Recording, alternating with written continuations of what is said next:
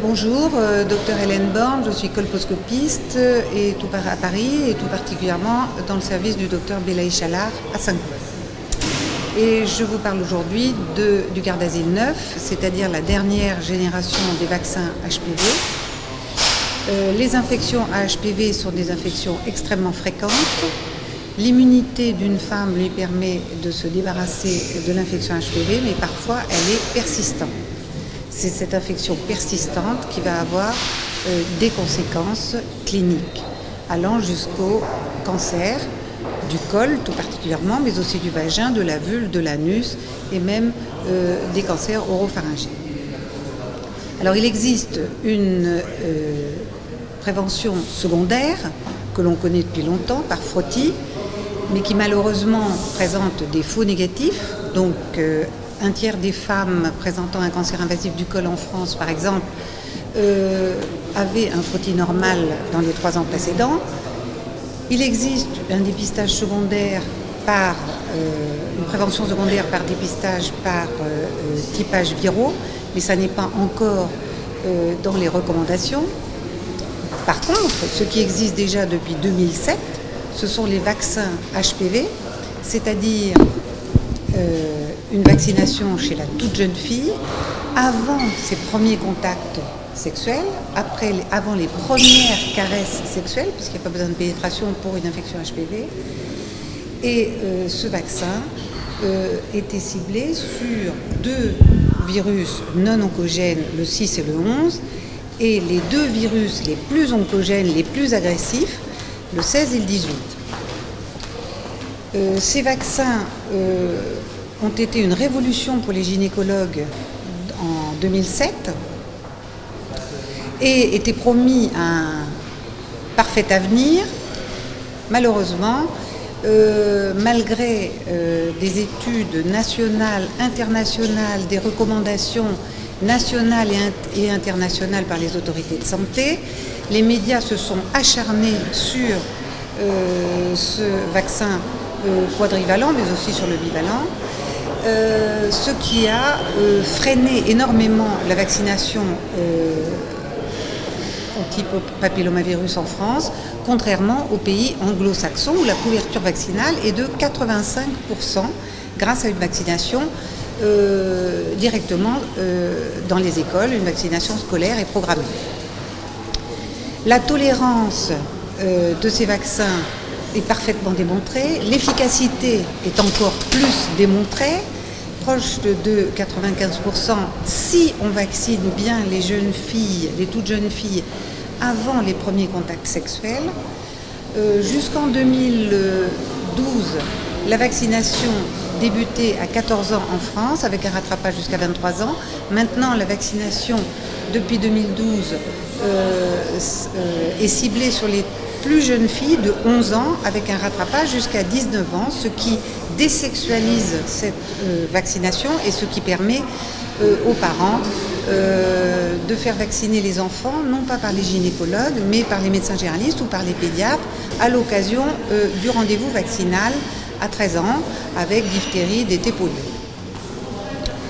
Alors pourquoi un vaccin non-avalent, c'est-à-dire plus large, avec toujours les 4 premiers génotypages, le 6, le 11, le 16 et le 18, on a rajouté les types oncogènes 31, 33, 45, 52, 58. Pourquoi ? Parce que 70% des cancers du col dans le monde sont liés à des infections persistantes à HPV 16 et 18, mais si on rajoute ces 5 autres types, eh bien ça représente 92% des cancers du col dans le monde. Ce qui fait qu'on va avoir pratiquement une prévention totale des cancers du col. Il est évident que cette vaccination, pour être parfaitement bien efficace, et la tolérance et l'efficacité de ce nouveau vaccin, de ce vaccin complémentaire HPV 9, a été démontré déjà sur des études importantes avec à peu près 20 000 femmes qui ont été testées. Et le comparatif a été fait entre l'efficacité et la tolérance de Gardasil et l'efficacité et la tolérance, sur le plan immunologique tout particulièrement, de Gardasil 9. Donc les résultats sont parfaitement rassurants et parfaitement intéressants puisqu'on a une efficacité de 95%, aussi bien sur cancer du col, CIN2-3, VAIN, VIN, AINS. Donc c'est vraiment un vaccin plus complet que le vaccin Gardasil, mais malheureusement il existe une certaine lenteur pour obtenir la mise sur le marché des vaccins. Il faudra encore attendre plusieurs années avant de voir Gardasil 9 dans les pharmacies.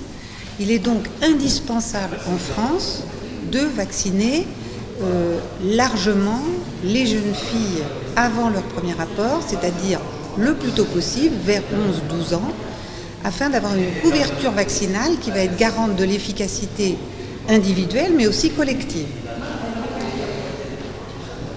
Les médias en France se sont bien amusés à abîmer cette vaccination, Gardasil en particulier, si bien qu'on n'a que 30% des jeunes filles en France qui sont vaccinées correctement, alors que dans les pays anglo-saxons, le Canada, l'Australie en particulier, la couverture vaccinale est de 85%. Heureusement, depuis quelques jours, depuis le 9 septembre, une toute dernière étude qui ne peut pas être discutable puisque c'est le SNIRAM qui a croisé les données de la CPAM et du PMSI et qui prouve qu'il n'y a pas plus de maladies auto-immunes dans le groupe vacciné que dans le groupe non vacciné. Donc encore une fois, de nouveau, on peut confirmer et de façon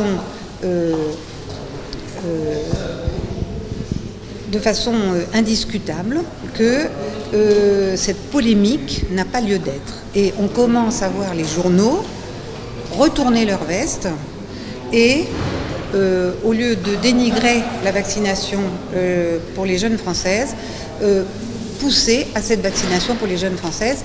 Et j'espère que nous aurons une couverture vaccinale suffisante pour une efficacité individuelle et collective et que je pourrai un peu me reposer et opérer moins de col chez des toutes jeunes filles.